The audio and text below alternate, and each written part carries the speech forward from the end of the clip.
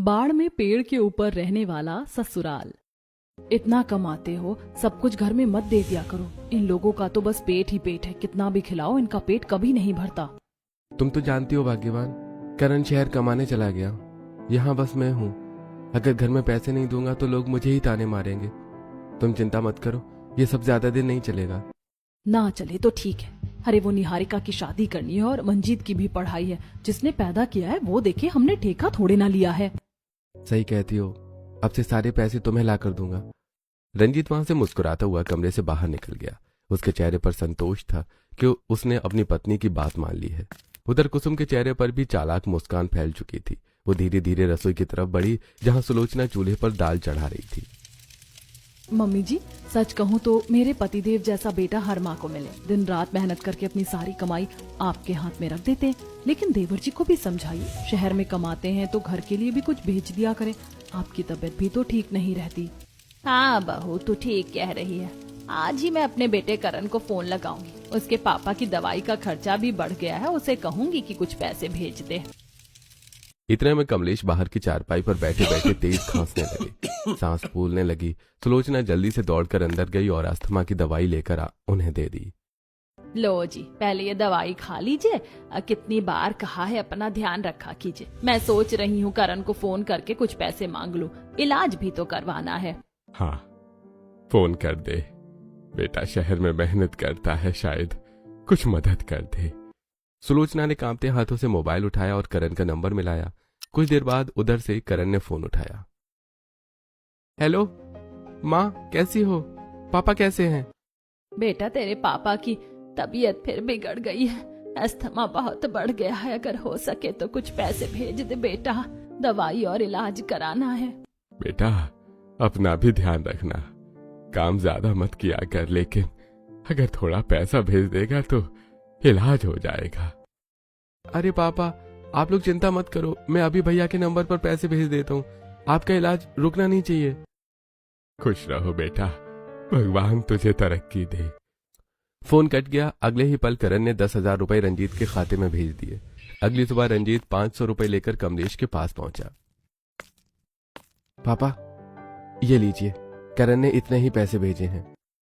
अरे सिर्फ 500? इतना बड़ा शहर, इतनी नौकरी, बस इतने ही?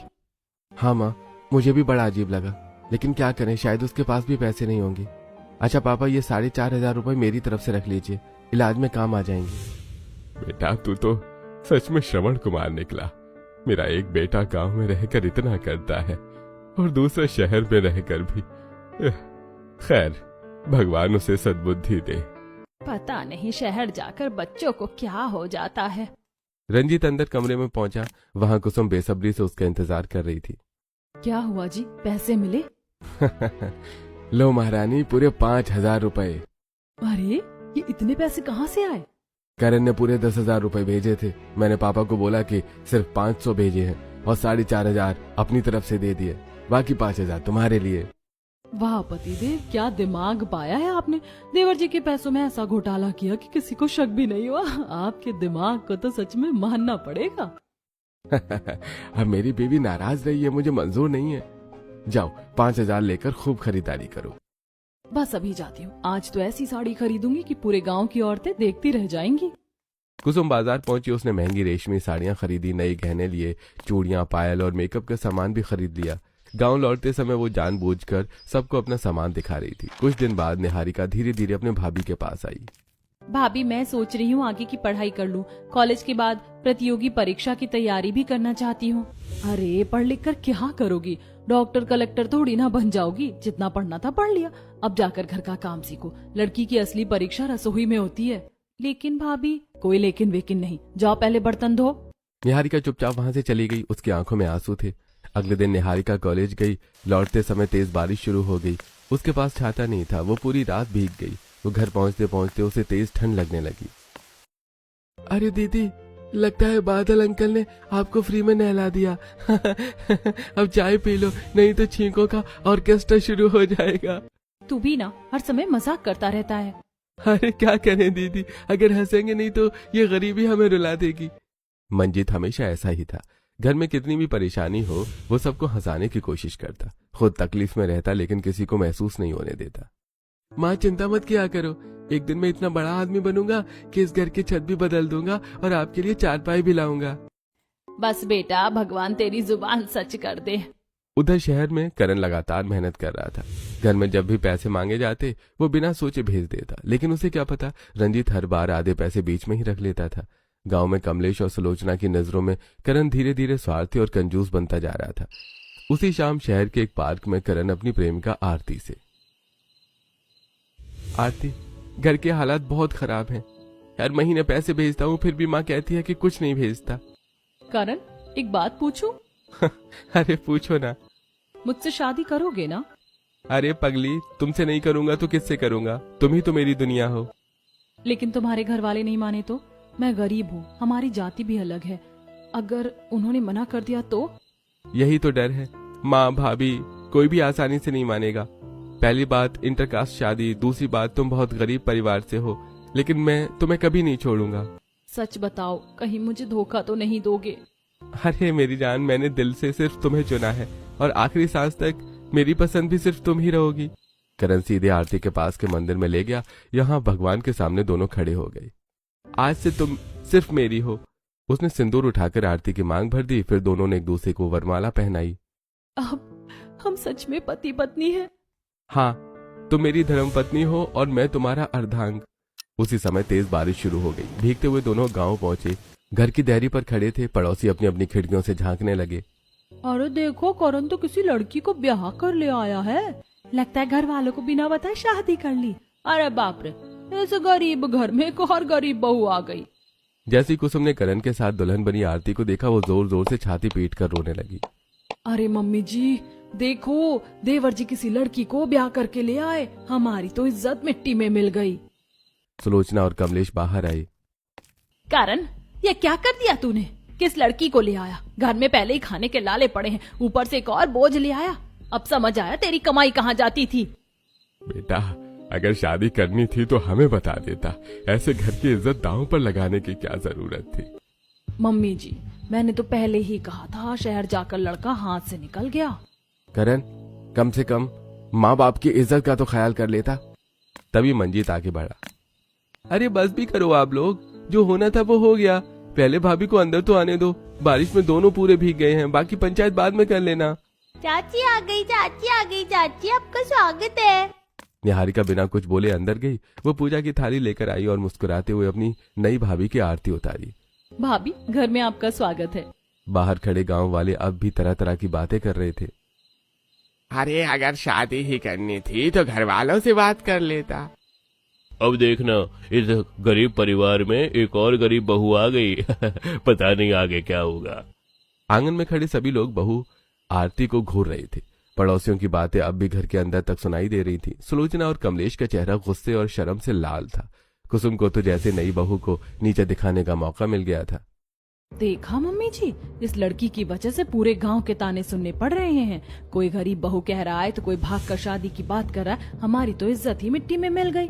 हाँ बहू, तू बिल्कुल ठीक कह रही है। इस लड़की और मेरे बेटे ने तो हमारी नाक कटवा दी। लोग तरह तरह की बातें बना रहे हैं। हमने तो कभी सोचा भी नहीं था कि हमारे घर का बेटा ऐसा करेगा। गांव वालों की नजरों में हमारी इज्जत चली गई। अब पता नहीं लोग कितने दिन तक यही बातें करेंगे। आरती चुपचाप सिर झुकाकर सब सुन रही थी। तभी बाहर तेज गर्जना हुई। काले बादलों ने आसमान ढक लिया और मूसलाधार बारिश शुरू हो गई। हवा इतनी तेज थी कि दरवाजे हिलने लगे। कुछ ही मिनटों में दरवाजे के नीचे से पानी घर में आने लगा। मम्मी देखो, फिर वही फुहारे वाली तेज बारिश शुरू हो गई है। घर में पानी आने लगा। मैंने पहले भी कहा था कि दरवाजे के सामने ईंटों की दीवार जैसा कुछ बनवा दो, लेकिन मेरी बात किसी ने नहीं सुनी। अब आ गई है ना तेरी नई भाभी, उसी से कहो, वही करेगी सब। मैं क्या करूं, हर साल यही मुसीबत झेलते हैं। पानी तेजी से पूरे आंगन में फैलने लगा। नई नवेली दुल्हन आरती ने चारों तरफ देखा और तुरंत उपाय सोच लिया। करण जी जल्दी आइए, बाहर से कुछ ईंटें लेकर आइए। अगर पानी नहीं रोका तो पूरा घर भर जाएगा। ठीक है आरती, मैं अभी लेकर आता हूँ। करण तेज बारिश में भीगता हुआ बाहर गया। रास्ते से कुछ ईंटें उठाकर लाया। उसके कपड़े पूरी तरह भीग चुके थे, लेकिन वो लगातार ईंटें अंदर पहुंचाता रहा। बस इन्हें यहीं रखिए। आरती ने ईंटों को एक दूसरे के ऊपर रखकर गीली मिट्टी से जोड़ दिया और दरवाजे के सामने मजबूत अवरोध बना दिया। फिर एक बड़ा बोरा दरवाजे के पास रख दिया ताकि रिस कर आने वाला पानी उसमें सोख जाए। कुछ ही देर में पानी का बहाव रुक गया और घर के अंदर पानी आना बंद हो गया। वाह भाभी, आप तो बहुत ज्यादा जुगाड़ू हो, हमने तो कभी ऐसा तरीका सोचा नहीं था। अरे सच में पानी रुक गया, लेकिन कुसुम को ये सब बिल्कुल अच्छा नहीं लगा। अरे इसमें कौन सा बड़ा काम कर दिया, ये तो नौकरानी वाले काम है। अच्छा ही हुआ देवर जी हमारे लिए एक नौकरानी लेकर आए हैं, अब घर के सारे काम यही करेगी। इतना कहकर कुसुम अपने कमरे में चली गई। अंदर पहुंचते ही वो हंसने लगी। देखा जी, कितना अच्छा हुआ ये लड़की घर आ गई, अब मुझे काम करने की जरूरत नहीं पड़ेगी। भाग कर शादी करके आई है, इसलिए घर वाले इससे ही सारा काम करवाएंगे। आखिर में अच्छी तो मैं ही कहलाऊंगी। लो पहले ये बादाम खाओ, ज्यादा दिमाग मत चलाओ, आराम से रहो। और सुनिए, जो पैसे छुपा कर रखे ना उन्हें संभाल कर रखिए, घर वालों को पता नहीं चलना चाहिए। चिंता मत करो, किसी को भनक भी नहीं लगेगी। बाहर पूरी रात मूसलाधार बारिश होती रही, बिजली चमकती रही, हवा पूरे गांव में गूंजती रही। किसी तरह रात बीत गई। अगली सुबह आरती सबसे पहले उठी। उसने रसोई साफ की जहां थोड़ी सी सूजी रखी थी। कम है लेकिन सबके लिए मीठा बन जाएगा। उसने उसी थोड़ी सी सूजी से स्वादिष्ट हलवा तैयार किया और पूरे परिवार को परोस दिया। देखो मम्मी जी, थोड़ी सी सूजी रखी थी, उसका भी हलवा बना दिया, अब आगे क्या बनेगा। अरे धन्ना सेठ के खानदान की है ना, इसीलिए खर्चा करना खूब आता है। तभी अचानक कमलेश की सांस तेज चलने लगी। उन्हें अस्थमा का दौरा पड़ गया। अरे सांस सांस नहीं। किसी के कुछ समझने से पहले ही आरती दौड़कर अंदर गई। उसने दवाई निकाली और तुरंत कमलेश को दे दी। पिताजी धीरे धीरे सांस लीजिए, ये दवाई लीजिए, घबराइए मत, सब ठीक हो जाएगा। बहू तू हमेशा खुश रहे, भगवान तुझे लंबी उम्र दे। बस मौका मिलते ही सबकी नजरों में अच्छी बन जाती है। दिन गुजरते गए। आरती बिना शिकायत पूरे घर को संभालने लगी। कभी रसोई, कभी सफाई, तो कभी सास ससुर की सेवा। वो अपने जुगाड़ से छोटे छोटे काम भी आसान कर देती। एक दिन फिर तेज बारिश हुई और घर की छत जगह जगह से टपकने लगी। करण जी, थोड़ा सा सीमेंट और मिट्टी ले आइए, अगर अभी छत ठीक नहीं की तो पूरा घर भीग जाएगा। ठीक है, मैं अभी लेकर आता हूँ। दोनों पति पत्नी ने मिलकर पूरी छत की मरम्मत कर दी। जहां जहां से पानी टपक रहा था वहां मिट्टी और सीमेंट भर दिया। अब बारिश का पानी अंदर आना बंद हो गया। अगले दिन करण अपना बैग तैयार करने लगा। आरती, मुझे वापस शहर जाना पड़ेगा, नौकरी छोड़ नहीं सकता। तुम कुछ दिन यहीं रुको, जब तक घर वालों का गुस्सा शांत नहीं हो जाता तुम उन्हें संभाल लेना। आप बिल्कुल चिंता मत कीजिए, मैं सब संभाल लूंगी, आप आराम से जाइए और अपना ध्यान रखिए। मुझे तुम पर पूरा भरोसा है। करण शहर के लिए निकल गया। उधर गांव में बारिश रुकने का नाम ही नहीं ले रही थी। धीरे धीरे पानी का स्तर बढ़ता जा रहा था। पापा, कल मेरा पेपर है, मुझे कोचिंग जाना है, लेकिन बाहर देखिए घुटनों तक पानी भर गया, मैं कैसे जाऊं? अरे इतना पढ़ लिख कर क्या करना है, कोई कलेक्टर थोड़ी ना बन जाओगी, घर का काम सीखो। भाभी, मेरे लिए पढ़ाई बहुत जरूरी है, आपके लिए नहीं होगी, लेकिन मैं अपना सपना नहीं छोड़ूंगी। ननद जी चिंता मत कीजिए, जब तक बाहर नहीं जा सकती है मैं आपको यहीं पढ़ा देती हूँ। सच भाभी? हाँ बिल्कुल। तभी कुसुम फिर ताना मारने लगी। अरे वाह, इसे खुद पढ़ना आता है क्या, जो दूसरों को पढ़ाएगी? हाँ भाभी, मुझे पढ़ना भी आता है और पढ़ाना भी। मैं भी 8वीं पास हूँ। पढ़ाई डिग्री से नहीं, समझ से होती है। निहारिका और मंजीत एक दूसरे का चेहरा देखने लगे। दीदी, मुझे तो लगता है हमारी नई भाभी की किताब में कुसुम भाभी से ज्यादा पन्ने हैं। बिल्कुल।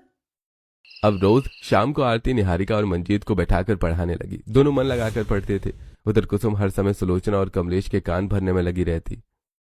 मम्मी जी, ज्यादा सिर पर मत चढ़ाइए इसे, अभी नई नई आई है, बाद में रंग दिखाएगी। कुछ दिन बाद निहारिका का पेपर खत्म हुआ। पापा, मेरा पेपर बहुत अच्छा गया, अगर भाभी मुझे नहीं पढ़ाती तो मैं इतना अच्छा नहीं लिख पाती। सच में बहू, तूने बहुत अच्छा काम किया। सुलोचना चुपचाप सब सुन रही थी। उसे इसी बीच बारिश ने और भयानक रूप ले लिया। अब पानी घर की चौखटों को पार करके कमरे तक पहुंचने लगा था। गांव के लोग डरने लगे। लगता है इस बार बहुत बड़ी बाढ़ आने वाली है। इतना पानी तो मैंने जिंदगी में कभी नहीं देखा। अरे भाई, अगर बारिश ऐसे ही होती रही तो पूरा गांव डूब जाएगा। अगले दिन सुबह सायरन की आवाज सुनाई दी। गांव में एनडीआरएफ की टीम पहुंच चुकी थी। सभी लोगों को एक जगह इकट्ठा किया गया। सभी ग्रामीण ध्यान दें, लगातार बारिश की वजह से नदी का जल स्तर खतरे के निशान से ऊपर पहुंच चुका है। बाढ़ का खतरा बहुत बढ़ गया है। सभी लोग जरूरी सामान तैयार रखें। किसी भी समय गांव खाली कराने की नौबत आ सकती है। कृपया प्रशासन के निर्देशों का पालन करें। अधिकारी की चेतावनी सुनकर पूरे गांव में सन्नाटा छा गया। किसी को अंदाजा नहीं था कि आने वाला समय उनकी सबसे बड़ी परीक्षा होगा। एनडीआरएफ की चेतावनी के बाद पूरे गांव में डर फैल गया। गलियों में औरतें, आदमी और बच्चे बस इसी की चर्चा कर रहे थे। हर किसी की आंखों में चिंता साफ दिखाई दे रही थी। बाप रे, गांव में इतना पानी भर चुका, अगर सच में बाढ़ आ गई तो हम जाएंगे कहाँ? भगवान ऐसी घड़ी किसी दुश्मन को भी ना दिखाए। सच कह रही हो बहन, अब तो पानी सिर चढ़कर बोल रहा है। अगर नदी ने रौद्र रूप दिखा दिया तो पूरा गांव तिनके की तरह बह जाएगा। हमने तो कभी ऐसी बरसात नहीं देखी, लगता है इस बार प्रकृति का कहर टूटने वाला है। भाई लोगों, अब समय हाथ पर हाथ धर कर बैठने का नहीं है। जिसने पहले तैयारी कर ली वही बच पाएगा। घर के अंदर भी चिंता का माहौल था। बाहर लगातार बारिश हो रही थी। छप्पर पर गिरती बूंदों की आवाज पूरे घर में गूंज रही थी। भाभी, अगर सच में बाढ़ आ गई तो हमारा क्या होगा? घर भी इतना पुराना है। ननद जी, डरने से कभी मुसीबत छोटी नहीं होती। हमें पहले से सतर्क रहना होगा। कहते हैं सावधानी हटी दुर्घटना घटी। अगर हमने पहले तैयारी नहीं की तो मुश्किलें और बढ़ जाएंगी। अरे भाभी, आप चिंता मत करो। ऊपर वाला जब एक दरवाजा बंद करता है तो दूसरा खोल भी देता है। कुछ न कुछ जुगाड़ जरूर निकल आएगा। सही कह रहे हो, जब तक हम सब साथ हैं हिम्मत नहीं हारेंगे। 2 दिन 3 दिन और बीत गए। बारिश थमने का नाम ही नहीं ले रही थी। तभी अचानक पड़ोस से सुषमा हाफती हुई दौड़ती दौड़ती घर में आई। अरे सुनो, जल्दी बाहर आओ, नदी में बहुत तेज तूफान आ गया है। अभी अभी अमित दौड़ता हुआ खबर देकर गया है। पानी खतरे के निशान से 2 गुना ऊपर पहुंच चुका है। लगता है अब बाढ़ आकर ही रहेगी। हे भगवान, अब क्या होगा? देखते ही देखते गांव की बाकी औरतें भी इकट्ठा हो गई। बहनों, अब अपनी अपनी पोटलियां, बोरियां, जरूरी सामान बांध लो। वक्त रहते जो संभल गया वही बच गया। हाँ, देर कर दी तो बाद में पछताना पड़ेगा। कहते हैं आप पछताए होत क्या जब चिड़िया चुग गई खेत। उधर कुसुम तेजी से अपने कमरे में गई। सुनिए जी, क्या सच में बाढ़ आ जाएगी? अरे नहीं, लोग बेवजह हल्ला मचा रहे हैं। कुछ नहीं होगा, तुम चिंता मत करो। चाहे कुछ भी हो, मैं पहले से तैयारी कर लेती हूँ। वक्त आने पर हाथ मलने से अच्छा है पहले संभल जाओ। कुसुम ने अलमारी खोली, उसमें छुपाकर रखे काजू, बादाम, किशमिश की पोटली निकाली और बिस्किट के कई पैकेट और सूखा सामान एक बड़े झोले में भरने लगी। अगर कुछ हुआ तो यही झोला लेकर भाग जाएंगे। इतना महंगा सामान पानी में थोड़ी ना बहने दूंगी। दूसरी तरफ आरती, निहारिका और मंजीत बैठकर आगे की तैयारी पर बात कर रहे थे। मुझे सबसे ज्यादा चिंता पिताजी, माँ जी और पिंकू की है। अगर पानी बढ़ा तो पहले इन्हें सुरक्षित जगह पहुंचाना होगा। भाभी, आप बिल्कुल चिंता मत कीजिए, हम सब मिलकर हर मुश्किल का सामना करेंगे। अरे, और अगर पानी ज्यादा बढ़ गया तो मैं पिंकू को अपने कंधे पर बिठाकर घुमाऊंगा। डर को दिल में रखोगे तो वो पहाड़ बन जाएगा। सुलोचना, अगर बाढ़ आ गई और घर बह ही गया तो हमारी जिंदगी भर की कमाई खत्म हो जाएगी। भगवान, ऐसा दिन किसी को मत दिखाना। शाम होते होते बारिश और भी भयानक हो गई। बिजली कड़कने लगी। नदी का पानी तेजी से गांव की तरफ बढ़ने लगा। कुछ ही देर में गांव के किनारे बने कई कच्चे मकान भर भरा कर गिरने लगे। अरे भाई भागो भागो, बाढ़ आ गई, नदी का बांध टूट गया। अरे बच्चों को बचाओ, जल्दी बाहर निकलो। देखते ही देखते पूरे गांव में अफरा तफरी मच गई। कोई सामान उठा रहा था तो कोई बच्चों को कंधे पर बिठाकर भाग रहा था। कई लोग तेज बहाव में गिर गए। कुछ दीवारों और चौखटों को पकड़कर जान बचाने लगे। चारों तरफ चीख पुकार मची थी। उधर आरती के घर में भी कमर तक पानी भर चुका था। अरे देखो, बाढ़ सच में आ गई। हम सोचते रहे कुछ नहीं होगा और देखते ही देखते मौत दरवाजे पर आ खड़ी हुई है। अब जल्दी कुछ करो वरना हम सब बह जाएंगे। सबसे पहले जरूरी सामान उठा लीजिए। जान है तो जहान है, बाकी चीजें बाद में देख लेंगे। कुसुम भागकर अपने कमरे में गई। मेरे गहने, मेरी जमा पूंजी, ये नहीं बहनी चाहिए। बहू, मेरी अलमारी में भी जो गहने रखे हैं उन्हें भी निकाल लो। कुसुम ने सारे गहने कपड़े में बांधकर झोले में रख लिए। फिर सूखे मेवे वाला झोला भी अपनी कमर से बांधकर कसकर बांध लिया। तभी अचानक तेज लहर आई। पिंकू का पैर फिसल गया। अम्मी, बचाओ। आरती बिना एक पल गवाए उफनते पानी में कूद गई और पिंकू को पकड़कर अपनी छाती से लगा लिया। निहारिका, जल्दी पिंकू को पकड़ो। दीजिए भाभी। नहीं दीदी, मुझे दे दो। मैं इसे एक हाथ से कसकर पकड़ लेता हूँ। मेरा छोटा शेर कहीं नहीं जाएगा। मंजीत ने पिंकू को अपनी कमर से गमछे की मदद से बांध लिया और एक हाथ से दीवार पकड़कर खड़ा हो गया। हम ज्यादा देर इस पानी में नहीं रह सकते। बहाव बहुत तेज है। अगर यहीं रहे तो पानी हमें तिनके की तरह बहा ले जाएगा। आरती तेजी से रसोई की ओर बढ़ी। ऊपर बने लकड़ी के खाने में कुछ जरूरी सामान रखा था। उसने सूखा आटा, माचिस, दवाई, चाकू और कुछ जल्दी जल्दी पोटलियों में कपड़े बांधने शुरू कर दिए। अरे इस निकम्मी को देखो, इसे अभी भी पोटलियां बांधने की पड़ी है। यहाँ हमारी जान आफत में है। माताजी यही सामान आगे हमारी जान बचाएगा, बिना सोच विचार के कदम उठाना आ बैल मुझे मार वाली बात होगी। फिर आरती ने एक मजबूत रस्सी उठाई, लोहे का कांटा लिया और घर में रखी लकड़ी की सीढ़ी खींच लाई। अब हमारे पास एक ही रास्ता है, हमें छत पर जाना होगा, पानी गर्दन तक पहुंच चुका है। आरती ने गड़ासे से छत के कमजोर हिस्से को तोड़ दिया, ऊपर निकलने लायक जगह बन गई। फिर लकड़ी की सीढ़ी लगा दी। पहले पिताजी, फिर माताजी, उसके बाद निहारिका, मंजीत और आखिर में मैं। एक एक करके सभी लोग सीढ़ी के सहारे छत पर पहुंच गए। तेज बारिश अब भी रुकने का नाम नहीं ले रही थी। छत पर पहुंचते ही सबने देखा कि घर के ऊपर बरगद के पेड़ की मोटी शाखाएं झुकी हुई थीं, लेकिन दूसरी तरफ का नजारा दिल दहला देने वाला था। कोई पानी में बह रहा था, कोई छत पर खड़ा मदद के लिए चिल्ला रहा था, कहीं पूरा घर बह रहा था तो कहीं बच्चे अपनी माँ को पुकार रहे थे। हमारा घर भी हिलने लगा है, अगर देर की तो ये भी बह जाएगा। हमें तुरंत इस बरगद के पेड़ पर चढ़ना होगा। बहू, इतनी ऊंचाई हम कैसे चढ़ेंगे? पिताजी कहते हैं हिम्मते मर्दा तो मद दे खुदा, जान बचानी है तो डर छोड़ना होगा। आरती ने रस्सी का एक सिरा बरगद की मोटी शाखा में लोहे के कांटे की मदद से फंसा दिया। उसने पहले खुद शाखा पकड़ी और फिर धीरे धीरे पेड़ पर चढ़ गई। फिर ऊपर से रस्सी कसकर पकड़ ली। मंजीत, पहले पिंकू को ऊपर भेजो। मंजीत ने पिंकू को अपनी कमर से बांध रखा था। उसने बड़ी मुश्किल से शाखा पकड़ी, बारिश की वजह से सब कुछ फिसल रहा था। अरे छोटे शेर, कसकर पकड़ना, आज चाचा बंदर बनेगा और तू उसका बच्चा। बड़ी मुश्किल से वो ऊपर पहुंच गया। फिर निहारिका भी रस्सी पकड़कर चढ़ने लगी। कई बार उसका पैर फिसला, लेकिन आरती ने उसका हाथ पकड़ लिया। भाभी, मैं गिर जाऊंगी। नहीं ननद जी, जब तक मेरा हाथ तुम्हारे हाथ में है कोई तुम्हारा बाल भी बांका नहीं कर सकता। उसके बाद कमलेश और सुलोचना को बड़ी सावधानी से ऊपर चढ़ाया गया। रंजीत अपनी एक तरफ गहनों का झोला और दूसरी तरफ कुसुम को संभालते हुए ऊपर चढ़ रहा था। मेरे गहनों का झोला छूटना नहीं चाहिए। भाभी, पहले जान बचा लो, गहने तो फिर भी बन जाएंगे, लेकिन जान है तो जहान है। किसी तरह पूरा परिवार जमीन से लगभग 20 फीट ऊपर बरगद की मोटी डालियों पर बैठ गया। आरती ने रस्सी से सभी को शाखाओं के सहारे सुरक्षित बांध दिया ताकि कोई फिसलकर नीचे न गिरे। तभी सामने वाले घर से मदद की आवाज आई। अरे बचाओ, कोई बचाओ, हम यहाँ फंस गए हैं। मंजीत, रस्सी इधर फेंको, जितना हो सके पड़ोसियों की भी मदद करेंगे। मुसीबत में इंसान ही इंसान के काम आता है। उफनती बाढ़ के बीच बरगद का विशाल पेड़ पूरे परिवार और कुछ पड़ोसियों की आखिरी उम्मीद बन चुका था। मूसलाधार बारिश जारी थी।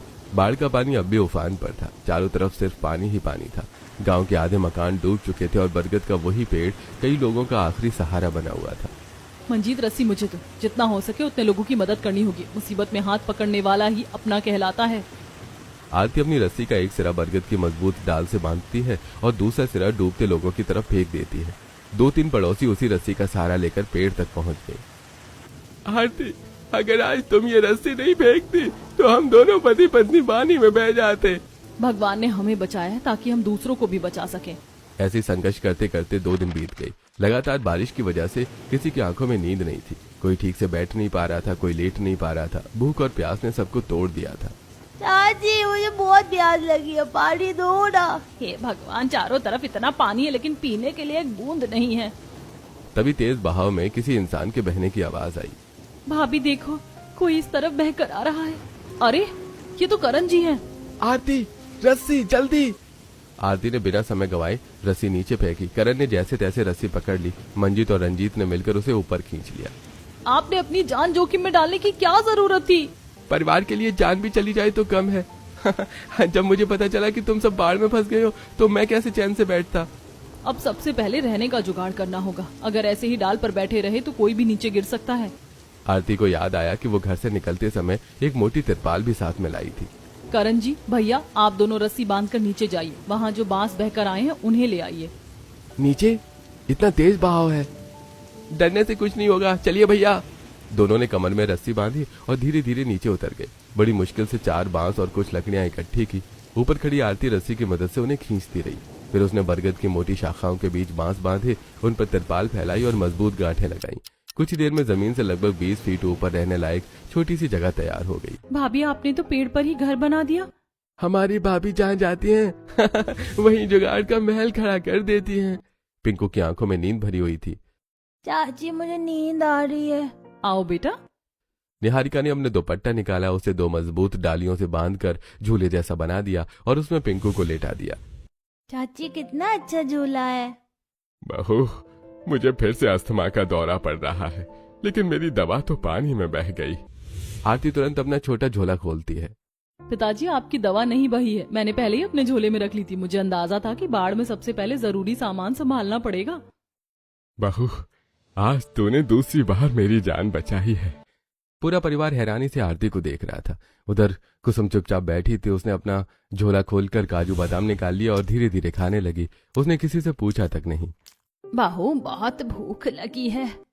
आरती ने अपना झोला खोला, उसमें से चिवड़ा, गुड़ और सत्तू निकाला। मंजीत जी ये लीजिए, सबसे पहले सबको थोड़ा थोड़ा गुड़ और चिवड़ा बांट दीजिए, उसके बाद सत्तू भी है। बेटा ये सब कहाँ से आया? माँ जी, जब मैं पोटलियां बांध रही थी तब मैंने ये सब रख लिया था। मुझे पता था कि बाढ़ के समय कई कई दिन खाना नहीं मिलता, इसलिए सूखा सामान सबसे जरूरी होता है। सुलोचना की आंखों में पछतावा साफ दिखाई देने लगा। अब सभी लोग उसी तिरपाल पर बैठते, खाते और थोड़ी थोड़ी देर आराम करते, लेकिन प्यास सबसे बड़ी समस्या बन चुकी थी। भाभी, गला सूख रहा है। एक घूंट पानी मिल जाए तो जान में जान आ जाए। करण जी, कमर में रस्सी बांध लीजिए। नीचे देखिए, एक मिट्टी का मटका बह रहा है। मैं कांटे से उसे फंसाने की कोशिश करती हूँ। आरती ने लोहे के कांटे को रस्सी में बांधा और बड़ी सावधानी से बहते हुए मटके में फंसा दिया। करण रस्सी के सहारे नीचे उतरा और मटका भरकर ऊपर ले आया, लेकिन पानी गंदा था। ये पानी अभी पीने लायक नहीं है। करण जी, एक बार और नीचे जाइए, कुछ छोटे छोटे पत्थर लेकर आइए। करण फिर नीचे गया और साफ कंकड़ पत्थर लेकर आया। आरती ने मटके में पानी भरकर उसे कुछ देर स्थिर रखा। नीचे कंकड़ पत्थर जमा दिए ताकि मिट्टी बैठ जाए। कुछ समय बाद ऊपर का पानी पहले से काफी साफ दिखाई देने लगा। अब थोड़ा थोड़ा करके पी सकते हैं। इस तरह आरती ने पूरे परिवार के खाने पीने का इंतजाम कर दिया। जब भी किसी को भूख लगती वो गुड़, चिवड़ा और सत्तू बांट देती। वहीं दूसरी तरफ कुसुम और रंजीत चुपचाप तिरपाल के कोने में बैठे थे। दोनों अपने झोले से बिस्किट, काजू और बादाम निकाल कर खा रहे थे। जल्दी खा लो, किसी को पता नहीं चलना चाहिए। और अगर कोई पूछे तो कह देंगे कि हमें भूख ही नहीं है। लेकिन निहारिका सब देख चुकी थी। देख रहे हो, यही है आपकी बड़ी भाभी, खुद काजू बादाम खा रही है और सबके सामने कहती है कि भूख नहीं है। सच में मुसीबत इंसान का असली चेहरा दिखा देती है। अब पूरे परिवार को समझ आ गया था कि कौन अपने लिए जी रहा है और कौन पूरे परिवार के लिए। एक तरफ कुसुम अपने सामान की चिंता कर रही थी तो दूसरी तरफ आरती सबकी जान बचाने में लगी थी। नीचे बाढ़ का पानी और भयानक हो चुका था। लोग बह रहे थे, कच्चे मकान गिर रहे थे और बारिश रुकने का नाम नहीं ले रही थी। ये देखकर सुलोचना, कमलेश और निहारिका की आंखों से आंसू बहने लगे। तभी दूर से मोटर बोट की आवाज आई। एनडीआरएफ की टीम गांव पहुंचकर लोगों को बचाने लगी। अरे बचाओ, हम यहाँ हैं बरगद के पेड़ पर। हमें भी बचा लो बेटा। एनडीआरएफ की टीम ने ऊपर देखा। घबराइए नहीं, हम आपको सुरक्षित निकालेंगे। सबसे पहले सुलोचना, कमलेश, निहारिका और मंजीत को नाव में बिठाया गया। दूसरी नाव में कुसुम, रंजीत और पिंकू को बिठाया गया। अभी हमें बाकी लोगों को भी बचाना है। अगली नाव लगभग 1 घंटे बाद आएगी। ये इलाका अभी भी बहुत खतरनाक है। नाव दूर जाते ही सुलोचना जोर जोर से रोने लगी। मेरी आरती बहू को बचा लेना भगवान, उसने हमारी जान बचाने के लिए अपना सब कुछ लगा दिया। मेरी बच्ची को कुछ नहीं होना चाहिए। हे प्रभु, हमारी बहू की रक्षा करना। उधर तेज बारिश और बाढ़ के बहाव से बरगद का पेड़ धीरे धीरे हिलने लगा। अब उस पर सिर्फ आरती और करण ही बचे थे। अचानक एक तेज आवाज आई, धड़ाम। बरगद का विशाल पेड़ पानी के बहाव में टूट कर गिर गया। नहीं, मेरी आरती बहू। सभी की आंखों से आंसू बहने लगे। तभी दूर से एक और नाव दिखाई दी। उस नाव में करण और आरती बैठे हुए थे। मेरी बहू, मेरी आरती। जैसी आरती नाव से उतरी, सुलोचना दौड़कर उससे लिपट गई। बहू, तेरा लाख लाख शुक्र है कि तू सही सलामत आ गई। मैं तो समझी थी कि तुझे कुछ हो गया। माता जी, भगवान की कृपा और आप सबकी दुआओं से हम बच गए। तभी कुसुम की नजर आरती के हाथ में पकड़े एक छोटे लोहे के डिब्बे पर गई। देखिए मम्मी जी, इसमें जरूर आपके सोने के कंगन होंगे। मुझे तो लगता है इसने चुपके से गहने इसी में छिपा लिए हैं। बहू, सच सच बता, इस डिब्बे में क्या है? माता जी, इसमें आपके सोने के कंगन नहीं है। आरती की बात सुनकर सब एक दूसरे का चेहरा देखने लगे। अभी अभी परिवार को उसकी अच्छाई पर भरोसा हुआ था, लेकिन उस लोहे के डिब्बे ने फिर से सबके मन में एक नया सवाल खड़ा कर दिया। आखिर उस डिब्बे में ऐसा क्या था जिसे आरती अपनी जान से भी ज्यादा संभाल कर लाई थी?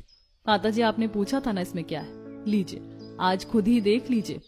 आरती ने धीरे से डिब्बा खोला। उसमें निहारिका की पढ़ाई के जरूरी कागजात, मंजीत के सभी शैक्षणिक प्रमाण पत्र, कमलेश जी के पेंशन के कागजात, उनकी अस्थमा की दवाइयां, सुलोचना की मां की आखिरी निशानी और घर की थोड़ी सी जमा पूंजी सुरक्षित रखी हुई थी। बहू, हम जिस बहू को बुरा समझ बैठे थे वही हमारे घर की सबसे बड़ी लक्ष्मी निकली। तूने सिर्फ हमारी जान ही नहीं बचाई बल्कि हमारा भविष्य भी बचा लिया। बेटी मुझे माफ कर दे, मैंने तुझे हर कदम पर ताने दिए लेकिन तूने बदले में हमें जीवन दिया। सच है, सोना आग में तप कर ही कुंदन बनता है। तभी अचानक कुसुम के हाथ से उसका झोला नीचे गिर गया। झोले से काजू बादाम पिस्ता बिस्किट के पैकेट सोने के गहने बाहर बिखर गए। देख लिया मम्मी, बाढ़ में भी बड़ी भाभी को सिर्फ अपने गहनों और खाने की चिंता थी। और हमारी आरती भाभी को पूरे परिवार की। मुश्किल वक्त इंसान का असली चेहरा दिखा देता है। मुझसे बहुत बड़ी गलती हो गई, मुझे माफ कर दीजिए। आज से तू सिर्फ मेरी बहू नहीं, मेरी बेटी है। बाढ़ ने गांव के कई घर उजाड़ दिए, लेकिन उसी बाढ़ ने इस परिवार की आंखें भी खोल दी। अब सब समझ चुके थे कि सच्ची बहू वो नहीं जो सिर्फ अपने लिए जिए, बल्कि वो है जो पूरे परिवार को अपना मानकर हर संकट में ढाल बन जाए। उसी दिन से आरती ने सिर्फ अपने ससुराल में नहीं बल्कि सबके दिलों में हमेशा के लिए जगह बना ली, क्योंकि रिश्ते सिर्फ खून से नहीं, मुश्किल वक्त में निभाए गए साथ, त्याग और भरोसे से बनते हैं। आपको ये स्टोरी कैसी लगी हमें कमेंट में जरूर बताइए।